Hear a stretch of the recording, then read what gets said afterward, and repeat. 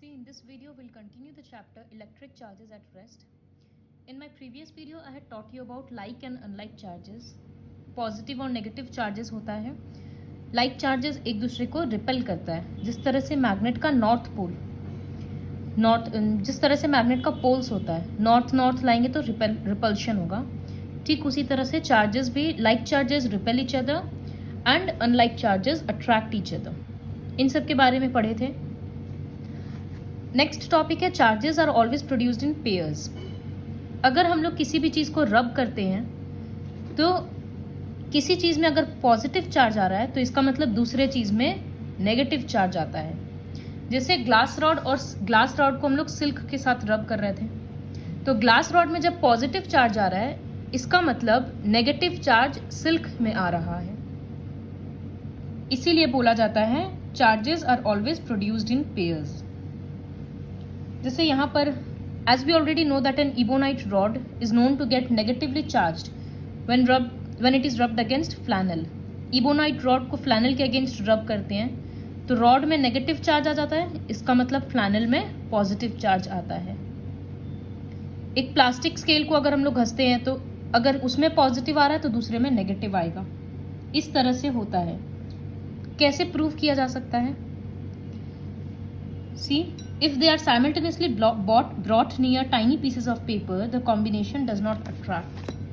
Suppose हम glass rod को रब किए थे सिल्क से, तो what I am saying is glass rod में पॉजिटिव चार्जेस आ गया, सिल्क रॉड में नेगेटिव चार्जेस. तो अभी दोनों सपोज अलग अलग जगह है, तो यहाँ पर अगर पेपर का हम कुछ टुकड़ा लाएंगे तो ये अट्रैक्ट हो जाएगा. क्यों? क्योंकि ये अनचार्ज्ड है और यहाँ पर चार्जेस है. उसी तरह से सिल्क का कपड़ा के पास हम पेपर का कुछ टुकड़ा लाएंगे तो ये भी अट्रैक्ट हो जाएगा, क्योंकि ये अनचार्ज्ड है और ये चार्ज्ड है. लेकिन अगर हम दोनों को साथ में रखें, इसी में सिल्क का कपड़ा भी है, और फिर पेपर को अट्रैक्ट करने का कोशिश करेंगे तो वो नहीं होगा. वाई? बिकॉज यहाँ पॉजिटिव नेगेटिव चार्जेस कैंसिल होके टोटल चार्ज 0 हो गया और ये खुद भी अनचार्ज्ड था, तो फिर कैसे अट्रैक्ट करेगा? तो इससे समझ में आता है कि charges are always produced in pairs. यहाँ पर ये लिखा हुआ है कि if they are simultaneously brought near tiny pieces of paper the combination does not attract. Combination का मतलब यही होता है, साथ में लाएंगे तो अट्रैक्ट नहीं करेगा. The combination therefore behaves like an uncharged object. This can happen if two objects carry equal but opposite charges. इसका मतलब सिल्क और ग्लास रॉड में इक्वल क्वांटिटी का चार्ज था और अपोजिट नेचर का था. इसी वजह से सारा पॉजिटिव चार्जेस नेगेटिव को कैंसिल कर दिया. And thus it is verified that charges are produced in pairs. ये एक्सरसाइज में क्वेश्चन भी है. Design an experiment to verify that charges are produced in pairs. Next topic is earthing. So when a negatively charged object is put in contact with earth, कहीं पर बहुत सारा charges है, अगर वो अर्थ के कॉन्टैक्ट में आएगा तो सारा चार्जेस अर्थ में ट्रांसफर हो जाएगा. और अर्थ में ऑलरेडी इतना सारा चार्जेस है कि थोड़ा सा और आ जाएगा तो कोई फर्क नहीं पड़ता है. It's like taking a bucket of water from sea. एक बकेट ऐड करेंगे या निकालेंगे कोई फर्क नहीं पड़ेगा. ठीक उसी तरह से अर्थ में ऑलरेडी बहुत सारा एक्स्ट्रा चार्जेस प्रेजेंट है, तो एक ऑब्जेक्ट का सारा चार्ज अगर अर्थ में चला जाएगा तो अर्थ में कोई चेंजेस नहीं आएगा और object will become electrically neutral. उसका सारा चार्जेस खत्म हो जाएगा. तो यही कंसेप्ट है अर्थिंग का. कभी कभी इलेक्ट्रिकल अप्लायंसेस में बहुत सारा चार्ज आ जाता है, लाइटनिंग के कारण या ओवरलोडिंग के कारण कोई भी प्रॉब्लम हो सकता है, तो ये एक्स्ट्रा चार्जेस है. अब अगर हम लोग टच करेंगे तो शॉक लगेगा.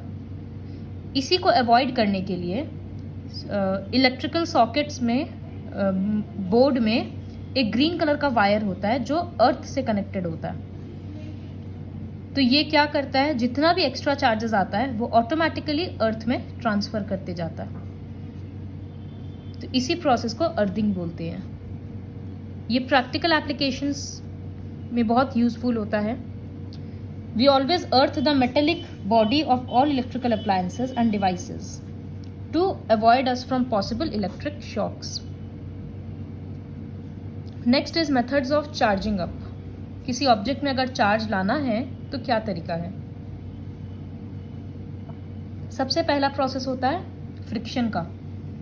किसी भी दो चीज़ को घसेंगे, रब करेंगे एक दूसरे के अगेंस्ट, तो उसमें चार्ज आएगा।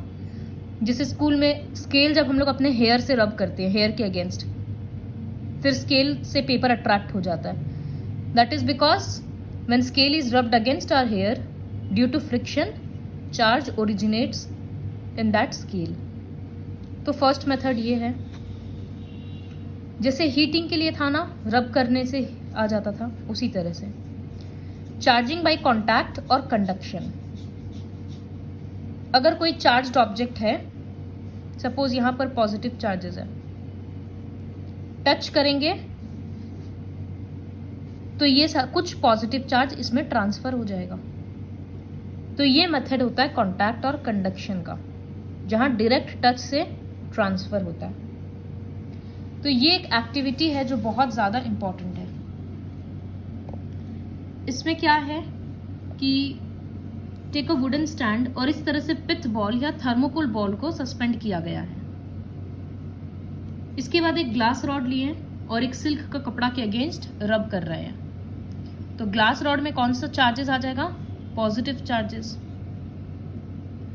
फिर इस ग्लास रॉड को पिथ बॉल के पास लेकर जा रहे हैं इस तरह से। तो सबसे पहले क्या होगा? Attraction. Why? Because glass rod में चार्जेस है और इस बॉल में चार्जेस नहीं है, तो सबसे पहले अट्रैक्शन हो जाएगा। सेकंड क्या होगा? जब ये दोनों कांटेक्ट में आ जाएगा तो इसका कुछ पॉजिटिव चार्जेस इसमें ट्रांसफर हो जाएगा। तो सेकंड स्टेप होगा ट्रांसफर ऑफ चार्जेस। इसी प्रोसेस को कंडक्शन बोलते हैं। अब जब इसमें कुछ चार्जेस आ गया तो दोनों बॉल और रॉड दोनों में पॉजिटिव है ना, इसका मतलब सेम चार्ज हो गया, तो ये दोनों रिपेल करेगा, तो ये बॉल वापस अपने जगह पे चला जाएगा। तो third observation will be repulsion. So you have to remember these 3 points and this activity is very important. I'll explain it once more. First, see, it is written quite clearly here. The suspended ball first gets attracted towards the charged rod. सबसे पहले वो charged rod की तरफ जाएगा। जब वो उसके contact में आ जाएगा तो दोनों में चार्ज शेयर होगा। शेयर होने के बाद जब सेम चार्ज आ जाएगा तो रिपल्शन होगा, और इसी तरह से बॉल में चार्जेस रह गया। तो ये मेथड था via conduction. If both the uncharged and the charged objects are identical, then they acquire equal charges.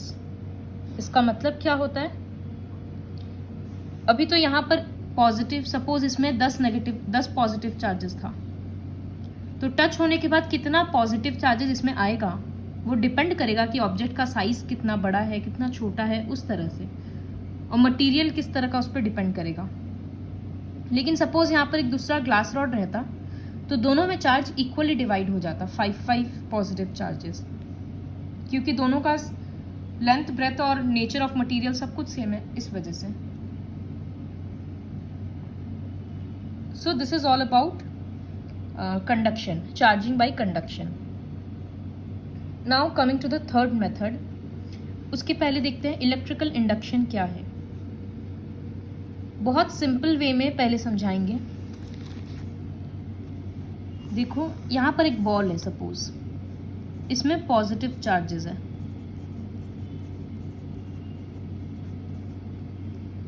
अब हम इसके सामने एक रॉड लेकर आए, तो पहले रॉड में क्या था? पॉजिटिव नेगेटिव सब कुछ मिक्स था, इस तरह से। तो ये चार्ज्ड है और ये अनचार्ज्ड है। जब थोड़ा पास में आएगा तो क्या होगा? ये सारा पॉजिटिव चार्जेस इसको अट्रैक्ट करना चाहेगा, इसके नेगेटिव चार्जेस को, लेकिन ये हिल नहीं पा रहा है या इसमें इतना पावर नहीं है कि पूरा ही अट्रैक्ट कर ले। तो ये इसकी वजह से क्या चेंजेस आएगा, इस रॉड में सारा नेगेटिव चार्जेस इस तरफ लग जाएगा क्योंकि यहाँ पॉजिटिव है ना। तो second step will be like this, इसमें तो सारा पॉजिटिव था ही, इस रॉड में सारा नेगेटिव चार्जेस यहाँ आ जाएगा और पॉजिटिव चार्जेस यहाँ आ जाएगा। ये सेपरेशन हो गया चार्ज का। क्यों हुआ सेपरेशन, बिकॉज उसके पास एक चार्ज्ड ऑब्जेक्ट है। तो ये लाइन बहुत इंपॉर्टेंट है, see it is written here, the separation of charges of an uncharged object. ये एक अनचार्ज्ड ऑब्जेक्ट था, इसमें चार्जेस सेपरेट हो गया। क्यों, because due to the presence of a charged objects in its neighbourhood, क्योंकि उसके आसपास एक चार्ज्ड ऑब्जेक्ट था, इस वजह से इसमें भी चार्ज का सेपरेशन हो गया। इसी प्रोसेस को बोलते हैं electrical induction. So you have to learn this definition. The definition starts from here, separation of charges of an uncharged object. एक अनचार्ज्ड ऑब्जेक्ट में चार्जेस का अलग अलग हो जाना क्योंकि उसके पास एक चार्ज्ड ऑब्जेक्ट प्रेजेंट है, उसी को इलेक्ट्रिकल इंडक्शन बोलते हैं। इसके बाद third step, this is the second step. Third step में अगर हम इस एंड को टच करेंगे तो human body is the conductor of charges, तो सारा पॉजिटिव चार्ज मेरे हाथ से मेरे बॉडी से पास होकर अर्थ में पास हो जाएगा। तो आफ्टर टचिंग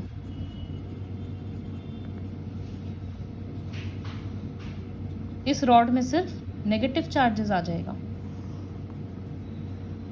अब इस बॉल को हटा दो तो हो गया ना, ये तो नेगेटिव ही रह गया क्योंकि इसका सारा पॉजिटिव तो पास हो गया।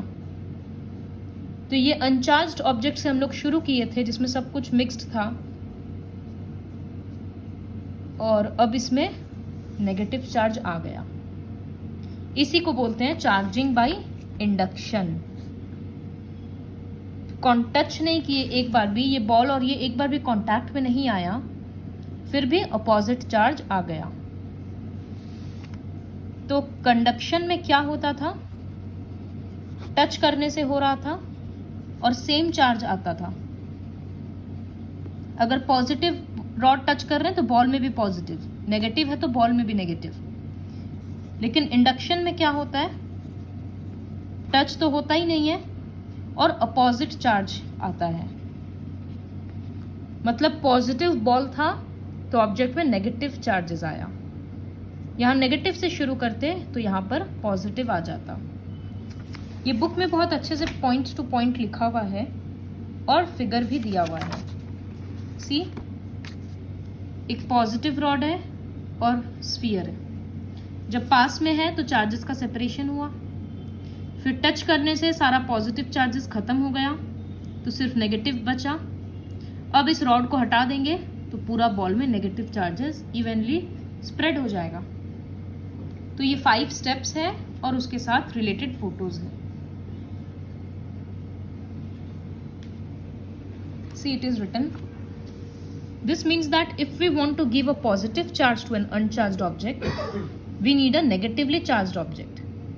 किसी चीज को पॉजिटिव चार्ज देना है तो हम लोग को नेगेटिव ऑब्जेक्ट से शुरू करना पड़ेगा, और अगर नेगेटिव चार्जेस देना है तो पॉजिटिव चार्जेस से शुरू करना पड़ेगा। This method is called charging by induction. So in this video I will teach up to here only. इसमें हम लोग 3 तरह का चार्जिंग मेथड के बारे में सीखे और अर्थिंग के बारे में।